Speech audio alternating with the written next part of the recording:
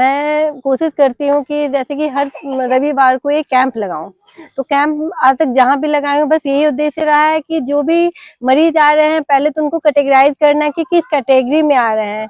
बहुत सारी गंभीर बीमारी से जूझ रहे हैं जिन्हें पता भी नहीं होता है कि उसका प्रॉपर ट्रीटमेंट कैसे कराना है, तो उनको सही डायरेक्शन में लेके जाना है। दूसरी चीज है कि जो हर गाँव में, जो भी हर जिले में जहाँ भी क्यों मोस्ट कॉमन मिला है न्यूट्रिशनल डेफिशिएंसी। तो इसके लिए मैं अवेयर करती हूँ कि डाइट कैसे लेना है, कितना प्रॉपर डाइट होना चाहिए एक बच्चे को एज के अकॉर्डिंग, तो उसके बारे में मैं फोकस करती हूँ। एक ही हो गया। फिर उसके अलावा ear discharge, cough and cold के तो बच्चे हम किसी भी सीजन में कैंप करो, कफ कोल्ड फीवर ये कॉमन है जिसके कारण बच्चे मिलते ही मिलते हैं।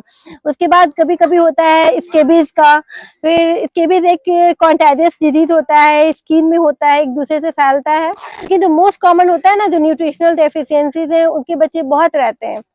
कोशिश यही करना है कि इससे बाहर निकाला जाए, क्योंकि अगर हमारे जो कहते हैं ना फ्यूचर जो होते हैं हमारे देश के फ्यूचर बच्चे ही हैं, अगर वही न्यूट्रिशनल डेफिशिएंसी से ग्रसित रहेंगे तो उनका सिर्फ शरीर ही नहीं ब्रेन का विकास भी अच्छे से नहीं हो पाएगा।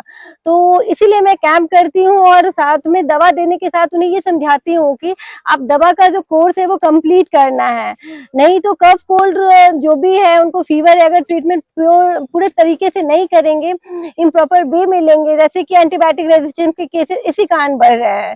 फीवर भी होता है तो लोग एंटीबायोटिक खा लेते हैं। फीवर के लिए सिर्फ प्लेन पैरासिटामोल लेना है और हाइड्रेशन मेंटेन करना है। वायरल फीवर है वो आपका अपने ही 5 से 6 दिन में चला जाएगा। तो बस इस चीज का ध्यान रखना है। अगर फीवर के साथ अदर सिम्टम आ रहे हैं और दूसरे कंप्लेंट्स है तो फिर उसके लिए अदर मेडिकेशन की जरूरत पड़ती है, लेकिन इतना पे ही काफी होता है। तो सबसे पहले ये जानना है कि irrelevant use of antibiotics stop करना है, तो एंटीबायोटिक का यूज ना किया जाए, इस चीज का ध्यान रखना है।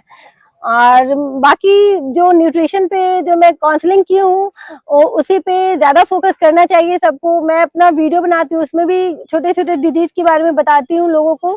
तो जो मेरे चैनल्स को सब्सक्राइब किए होंगे या फॉलो करते होंगे तो उन्हें ये जरूर देखने को मिला जब बच्चा लेट के दूध पीता है माँ के साथ साथ, तो वो दूध पार्टिकल कुछ फेफड़ा में जाते हैं, कुछ कान में जाते हैं। तो जो कान में जाएंगे ईयर इन्फेक्शन कराएंगे और रिकरेंट ईयर इन्फेक्शन होने के कारण बाद में वो ब्रेन एब्सेस में कन्वर्ट होगा, और जो फेफड़ा में जाएंगे तो वो निमोनिया के कारण बनेंगे। तो इसीलिए वो बार बार बोलती है कि 6 महीने का बच्चा है लेकिन हमेशा सर्दी खांसी रहता है। तो ये भी एक कारण है कि प्रॉपर तरीके से दूध पिलाने से। तो कुछ और भी कंप्लेन होते हैं कि दूध पीने के बाद उल्टी करता है, तो उसके लिए करना होता है कि दूध पिलाने के बाद बर्प कराना बहुत जरूरी है। तो कम से कम 20 मिनट 15 से 20 मिनट बर्पिंग कराना बहुत जरूरी है। फिर एक चीज और है कि बहुत कॉमन क्वेश्चन रहता है कि न्यू बॉर्न बेबीज है, गार्जियन आके बोलते हैं कि उनका बच्चा पतला पॉटी कर रहा है। नहीं, न्यू बॉर्न बेबीज को पतला पॉटी कर रहा है पहले ये जानना है कि वो अगर बिल्कुल पानी जैसा कर रहा है, उनकी भाषा में पूछना है पानी जैसा कर रहा है तो सोचना है कि हाँ हो सकता है कोई इशू। अगर वो फटराहा कर रहा है तो वो नॉर्मल है। 6 महीना तक बच्चा लगभग इसी वे में स्टूल पास करता है। और दूसरी चीज है कि जब जब दूध पिएगा तब तब पॉटी करेगा तो वो भी नॉर्मल है। दिन भर में बच्चा 10 बार स्टूल पास कर सकता है।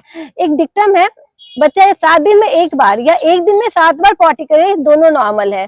तो उसके लिए कुछ भी नहीं घबराना है, बस उन्हें काउंसलिंग करने की जरूरत है। उस केसेस में भी मैं देखी हूँ कि मेरे पास आते हैं तो एंटीबायोटिक खा के आते हैं, तो ये सब नहीं करना है। बस उन्हें काउंसलिंग की जरूरत है, प्रॉपर केयर की जरूरत है और किसी चीज की जरूरत नहीं है।